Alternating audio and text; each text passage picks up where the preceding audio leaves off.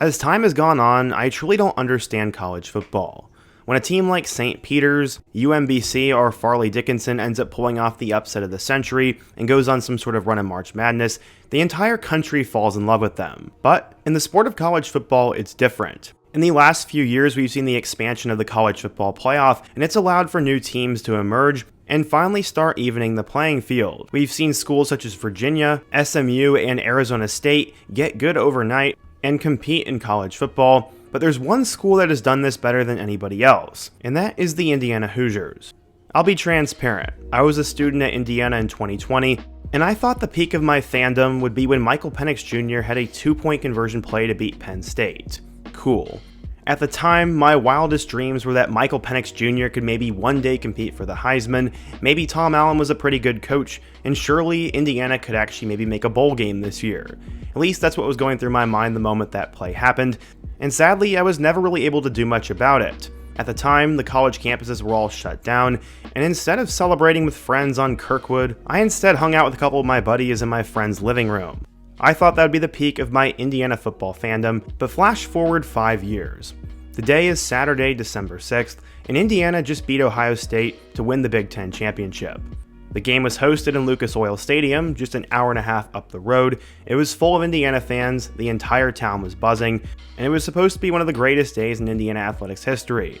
Unfortunately, the basketball team ended up blowing it to Louisville today, but Indiana football came through for us. They'd end up beating Ohio State 13-10, and it's eerily similar to last year's game against Michigan for Ohio State fans.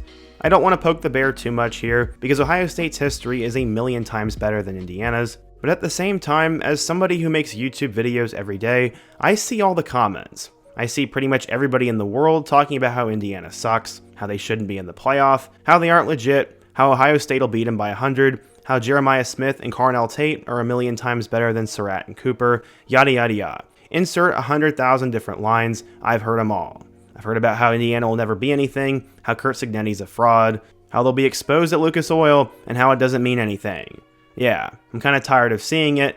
And the other school I'm a diehard fan of, the Missouri Tigers, actually beat Ohio State in a bowl game a couple years ago, but that win didn't count because of a couple of opt-outs. Mizzou was also missing some key players, and it's not my fault they decided to run Kyle McCord out of town, and that they couldn't stop Mizzou's pass rush, and that's why Devin Brown got hurt. Okay, I'm getting sidetracked here, but just for one moment, kinda cool to see Ohio State fall down a little bit. They are last year's national champion, and at times they've become insufferable.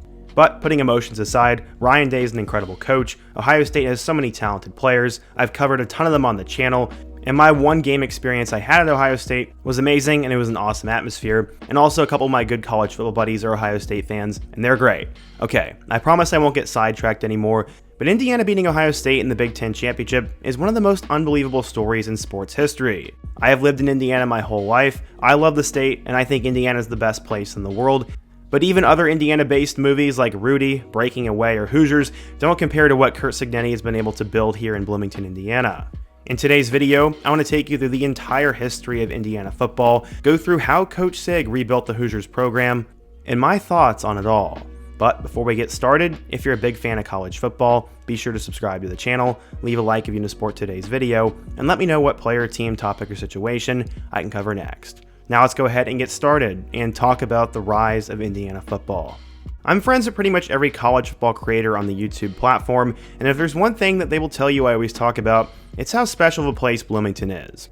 For years, I've been trying to get all the college football YouTubers to meet up in Bloomington, spend some time there, and see how special it actually is, but for a while, there wasn't much of a product to show them. Indiana might have been competitive against Rutgers or maybe against Kennesaw State, but when they played a school like Ohio State, Michigan, or Penn State, it was usually ugly. For most IU fans, the tailgate fields were the place to be. Maybe you watched the game at Kilroy's or upstairs, or heck, maybe even made a trip to Brown County to enjoy some hiking or something like that. Indiana football just was not really important. For most of the history of the Hoosiers program, they were just waiting for basketball season.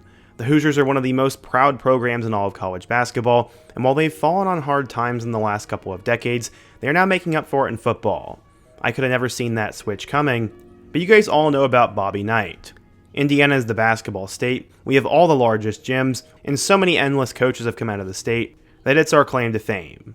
If you wanted to see successful football in the state, you went up to South Bend and you became a Notre Dame fan. That's exactly how it would work. The running joke for IU fans is that you were a Notre Dame fan when it came to football and an IU fan when it came to basketball. Until just a couple weeks ago, Indiana was the worst Power 4 team in college football history. With their winning ways this season, Northwestern now owns that title, and hopefully Coach Sig continues to pass other programs. Okay, so before Sig rebuilt things in Indiana, the Indiana Hoosiers were not exactly known to be synonymous with the sport of football. From 1899 to 2024, only 4 head coaches in team history finished their tenure in Bloomington with a winning record. Bill Mallory was the only coach who really had a right to claim anything, as he took the Hoosiers to 6 bowl games from 1984 to 1996. There have been some decent moments in some decent seasons, and they've also had a couple of good players. Guys like Nate Sudfeld, Tevin Coleman, and Jordan Howard were stars for them, but as we entered into the Tom Allen era in 2017, the Hoosiers were truly a mixed bag. After being the defensive coordinator for the Hoosiers, he was upgraded to head coach after Kevin Wilson was given the boot. Tom Allen was a local guy to Indiana, so many thought that he would be able to bring the energy and the local ties necessary to improve the football program. Except, on November 30th of 2023, he had now finished his 3rd straight losing season. After looking like he was going to be the coach of the future, he had been fired. He ended up going 33-49 as the Hoosiers' head football coach, and during that 2023 season, they dropped their final 3 games to go 3-9. But it wasn't all bad during the Tom Allen era.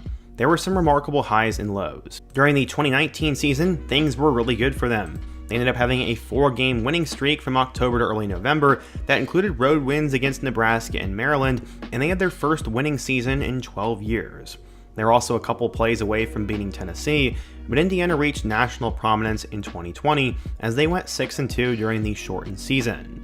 They had that crazy Michael Penix 2-point conversion play against Penn State, a win over Michigan, and a good win over Wisconsin.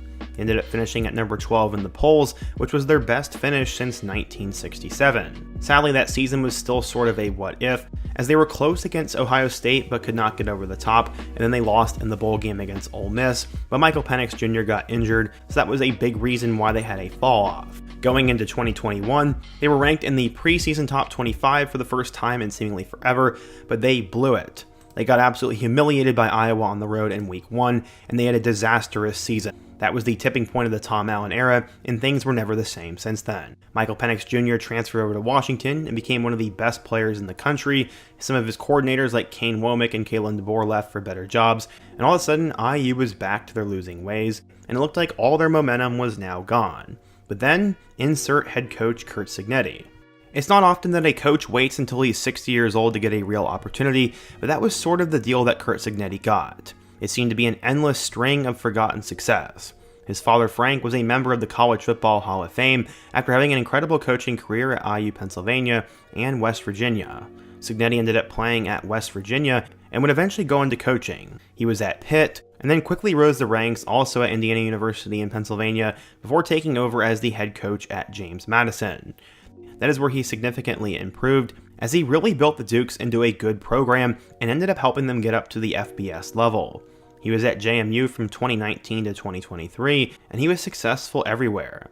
His teams reached the postseason on 9 different occasions and finished in the top 25 9 times. Signetti posted an 11-1 record in 2023 during his 5th season, and overall went 52-9 there. The team ended up going 19-4 between 2022 and 2023, their first years in the FBS, and he became the first coach to lead his team into the top 25 during a program's first year of transition from the FCS to the FBS. Signetti was going to be a good hire, and when he eventually arrived at Indiana, he held a pep rally at the infamous Assembly Hall. He said, quote, "I've never taken a backseat to anybody, and I don't plan on that starting now." He said, "Purdue sucks, but so does Michigan and Ohio State." That's the type of language that can backfire on a new coach very fast, especially at a school like Indiana, but so far it hasn't. That unique personality and confidence has helped Signetti build Indiana into a winning program, and the first thing he did when he got to IU was he noticed he needed a serious upgrade at the quarterback spot. Indiana needed an older, established quarterback, and he went and found Curtis Rourke from Ohio, who no one else seemingly was that in love with. He was good for the Bobcats, but he was barely a top 25 quarterback in the 2024 portal. There were also plenty of other weapons, and Signetti brought in a ton of transfers for 2024, and it led to a magical first season. Obviously, expectations weren't going to be that high going into 2024, But Signetti quickly proved that he was a little bit different than other coaches who had come to Indiana. He was ready to win right away. They ended up winning their first game against Florida International 31-7 before destroying Western Illinois 77-3. Cool, you beat two really bad teams. The big test was going to be week 3 as they'd be playing a Big Ten opponent on the road. Indiana came out firing on all cylinders as they won this game 42-13 and then knocked off Charlotte. They are now 4-0 going into a huge game against Maryland. Fans were starting to come to the stands and some wondered if Indiana was legit. They ended up being legit as despite some early struggles, they would win 42-28, 5-0. After that, they go on the road and defeat Northwestern 41-24 and they are now bowl eligible on the first weekend of October. This was insane, and now all of a sudden Indiana was being talked about as legit. They would then have a week off before facing off with Nebraska, and in a game I was personally at, they took the Huskers to the woodshed. They won 56-7, and now they were a legit playoff contender in year 1. But would it last? College game day came to Bloomington for their matchup with Washington, and with a backup quarterback, they won 31-17. And then after being down early against Michigan State, they would rally in the second half, winning 47-10. Indiana was now 9-0 with a 6-0 record in the conference, and this is when the hating began. Everyone said they were a pretender, everyone said they beat up on bad teams, nobody wanted them in the playoff discussion, and for some reason, for a team that was historically horrible, they hated the story. Everyone kept putting them in hypothetical matchups against Alabama, Ohio State, or Oregon or something, instead of just giving them credit for being undefeated. They'd end up facing off with their first blue blood on the schedule in Michigan, and while the game didn't go according to plan, they won 20-15 after a late defensive stop. Yes, this was Michigan's worst team in a little while, but to be fair, this same Wolverines team then went and beat Bama and Ohio State to finish the season.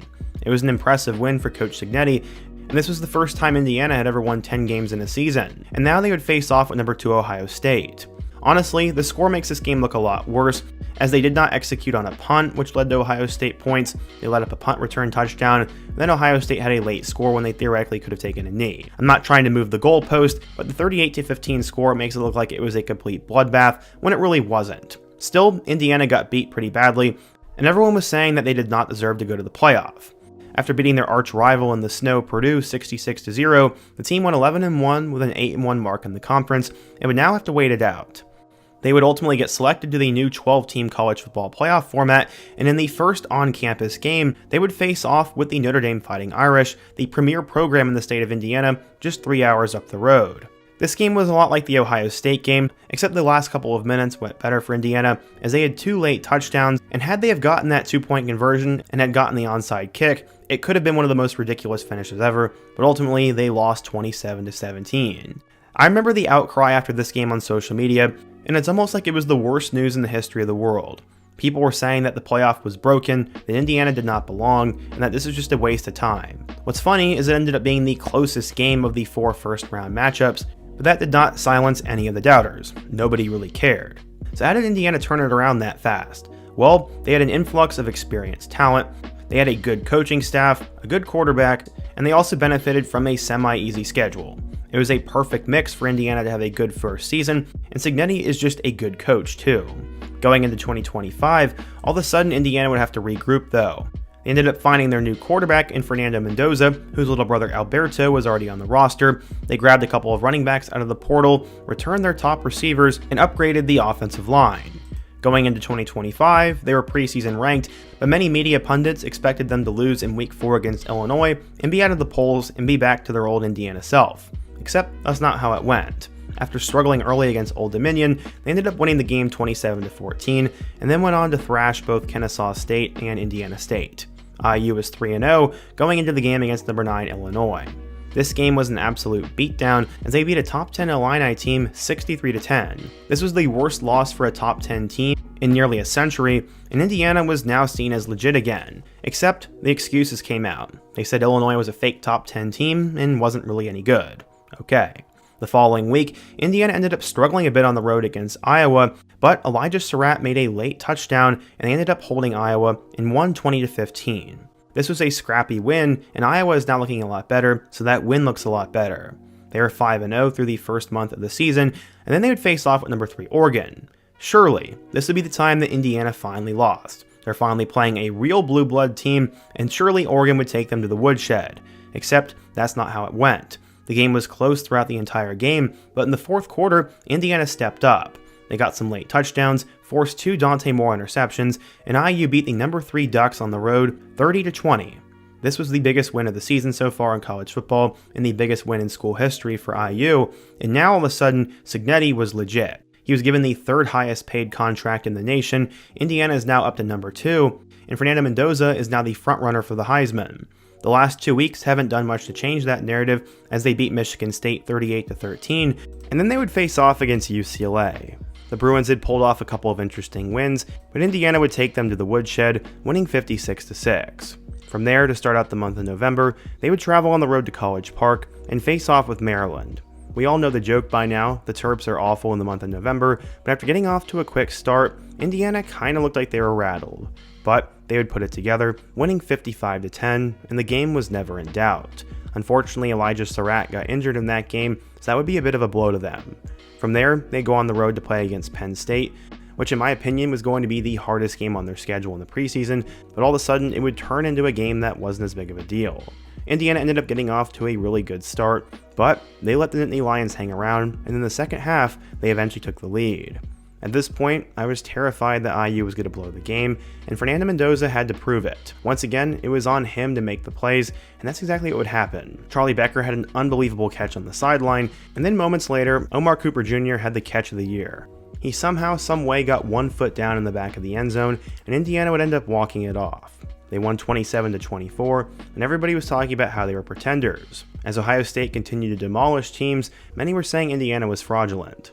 Being tested in the second half and being under pressure seemed to be something that would come in handy for Indiana, but they would close out their next 2 games in easy fashion. They would destroy Wisconsin 31-7 before dismantling Purdue 56-3.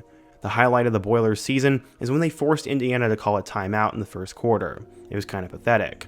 Honestly, I feel bad for Purdue right now, as a couple of years ago things were really going well for them under Jeff Brom, but NIL is bad, and their last conference win was Indiana back in 2023.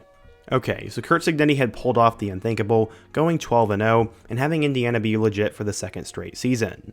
Despite beating schools like Oregon and Penn State and Illinois, they still weren't getting any respect. Many were saying the Hoosiers hadn't played anybody, and I'm not sure who they were supposed to play. The real test would come when they'd rematch against Ohio State. Last fall when the 2 teams played, Ohio State was clearly better coached, had more talent, and had more toughness to them. We'd end up finding out today, as Indiana would face off with them in the Big Ten Championship. I got the opportunity to tour Lucas Oil Stadium and see all the behind-the-scenes work yesterday, and that was absolutely awesome. The atmosphere for this game was unreal, and I feel like every Indiana fan I knew was going to this game in Indianapolis. Personally, I thought the Buckeyes were going to win, but I guess I should have had more faith in Coach Sig. Ultimately, this ended up being a defensive game, as there were really only a couple big plays. Elijah Surratt had that big touchdown in the second half, Carnell Tate had a touchdown in the back of the end zone, and then there were a couple of Ohio State miscues. Julian Sainz' knee hit the ground on 4th down, and then somehow they missed a chip shot field goal. These are the things that Ohio State fans can't stand about Ryan Day, as occasionally in some of the biggest moments, this seems to happen. Except that's usually against Michigan or a blue blood, and not a team like Indiana. After a late completion to Charlie Becker, Indiana pretty much put the time down to 0, and Ohio State had about 20 seconds and a couple of plays, but we all knew it wasn't going to happen. The Hoosiers ended up winning 13-10, the same score as the Michigan game last year, and now IU will become the number 1 team in the country, the number 1 overall seed, and now all of a sudden, they're getting their respect. Everybody was calling them fraudulent until they could one day beat Ohio State, and it finally happened. I don't care if you're an SEC fan or a Buckeyes fan. At this point, it has to be acknowledged what Curt Signetti has done and how incredible this has been. Fernando Mendoza didn't have a perfect game, but against an elite defense, he made the big plays, and now many are saying he should win the Heisman. Honestly, this year has been a little bit down when it comes to the trophy in general, but Fernando Mendoza honestly deserves it. I know he's getting some flack for his post-game speech, but he has truly been incredible this year. He ended up throwing for 2,758 yards, 32 touchdowns, and 5 interceptions. That was before the game. They had their 2 running backs in Roman Hemby and Kalon Black, as Hemby ended up running for 866 yards and 6 touchdowns, and Kalon Black went for 730 yards and 7 touchdowns. Kobe Martin was also solid, and Mendoza could use his legs as well. They ended up finding 4 really good options in terms of receivers, as Omar Cooper Jr. led the way with 804 receiving yards and 11 scores. Elijah Surratt had 48 catches for 650 yards and 11 touchdowns, and then guys like E.J. Williams and Charlie Becker sort of came on towards the end of the season and were incredible depth pieces for them. Their defense was also elite, with guys like Elijah Hardy, Aiden Fisher, Lewis Moore, Isaiah Jones, and Amari Farrell. D'Angelo Pons is one of the best cover players in the nation, and my goodness, Bryant Haynes is a heck of a defensive coordinator, and this guy should get paid to be a head coach somewhere else. But it seems that IU has found a way to lock those guys down, and I do wonder if eventually Sig is going to try to hand the keys to one of them. Coach Shanahan has been brilliant on offense, and overall, IU faced a perfect storm this year. They are battle-tested on the road, were forced into high-pressure situations, and had the perfect pieces coming together. A mix of transfer portal talent, returning players, and incoming recruits, combined with momentum, good game plans, and elite coaches, has made IU into something special. The team is currently 13-0, they are Big Ten champions, and I cannot believe that this has happened. One thing that Curt Signetti has been able to do at an elite level is find hidden talent. I've covered his story multiple times on the channel now, but he came out of Christopher Columbus High School in Miami, Florida, and was not a well-known player. In fact, he was only a 2-star recruit, and that was despite having good measurables and a lot of long-term potential. He ended up throwing for 2,200 yards and 29 touchdowns as a junior, and only 1,100 yards and 11 touchdowns as a senior.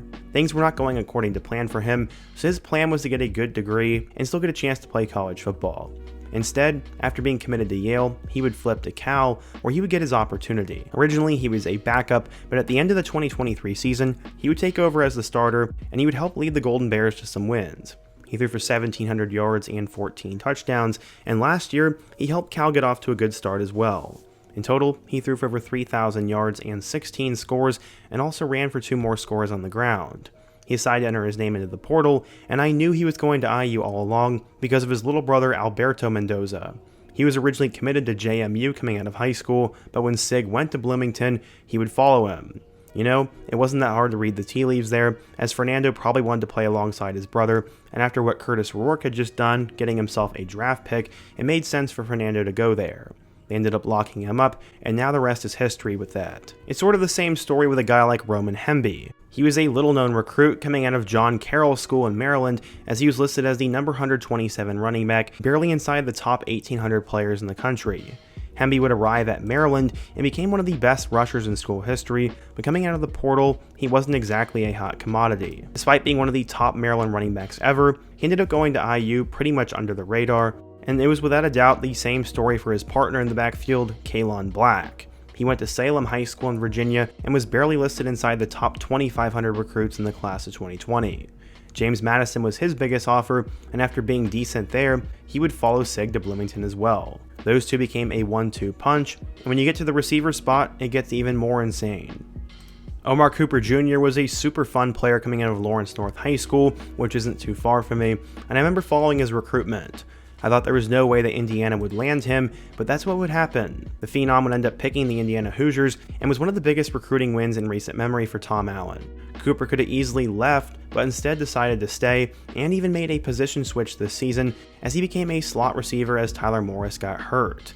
Elijah Surratt has an even more ridiculous story, as coming out of high school, he was actually a 0-star recruit. He doesn't even have a picture on 24/7 Sports, and he had to go to St. Francis, Pennsylvania. The Red Flash aren't known for much, but after doing well there, he would transfer up to JMU, and then followed Sig to Bloom, and now he's going to get an opportunity to go to the NFL, and he's one of the best receivers in Indiana football history.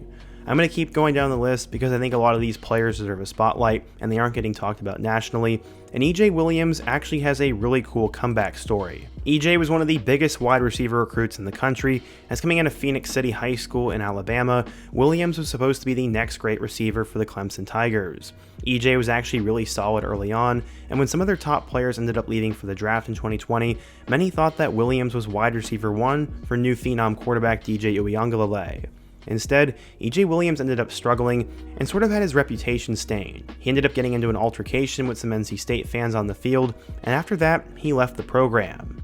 Pretty much everybody nationally had forgotten about E.J., but he ended up having a rebirth in Bloomington. Coach Sig gave him a chance, and now he's a key piece in a team that went undefeated. It's a cool story. And finally, on the offensive side of the ball, we have to talk about Charlie Becker. He made the game-winning catch today against Ohio State and honestly had the game of his life today. But coming out of high school, Becker wasn't exactly a huge recruit either. His offer sheet included schools like Northwestern, App State, Eastern Kentucky, and Iowa, but Becker would eventually pick Indiana after a star-studded career at Father Ryan High School. Despite being a track star and a do-it-all player, nobody really wanted him. But when Omar Cooper got hurt, when Elijah Surratt was banged up, Becker emerged as a go-to receiver for Fernando Mendoza, and he's going to get paid next year. There's no way he's not the #1 option for Indiana next year, and he's definitely going to be a big-time NFL draft prospect. I could go through this on the defensive side of the ball as well, but I'm going to cut it short here and just get to the point. Curt Signetti has mastered the art of knowing which players would fit well in his program. He gave opportunities to former big-time recruits and athletes, found under-recruited gems, and brought in players with experience and a will to win. Combining that with good coaching, and everybody doubting Indiana, it was the perfect recipe for him to have success. He said when he got to IU, he had to change the mindset, as basically everybody looked at them as a laughingstock, they were expected to lose, and that's part of the reason why he has all those on-camera antics. He has to help make Indiana football relevant, he has to change the mindset, and he has to make these guys believe. While Tom Allen tried to do that with LEO, it ended up being a bit corny, and his ceiling as a coach just wasn't that high. Now finally the pieces are in place, as instead of losing your coordinators like Kane Womack and Kalen DeBoer to other schools, Sig has been able to keep Bryant Haynes and Coach Shanahan. That is one of the big things that elite programs do, is they keep their coaching staffs together. I'm not sure what the future looks like for Indiana moving forward, as they lose a lot of these guys to graduation in the NFL, but if there's one thing for certain, Coach Signetti is going to get the right guys. I doubt Indiana goes 13-0 again next season, but they're going to be competitive. It's going to be hard to beat this team. They are no longer a doormat in the Big Ten, and now Indiana University has given him the financial resources to be competitive. That's one of the perks of the NIL era, and no one has done it better than Indiana, and you have to give them a pat on the back tonight. For being one of the worst teams in football history to now being #1 in the country, it's been a pretty insane ride, and I can't wait to see what happens next. But what do you guys think? If you're an Indiana fan, what do you think of this turnaround? How do you think Coach Sig has done it? And I'm curious, as an outsider of the program, what do you guys think of Indiana? Be sure to let me know down below, leave a like if you support today's video, subscribe if you're new, and check out the videos on the end screen. Hope to see you guys again soon, but until next time, peace.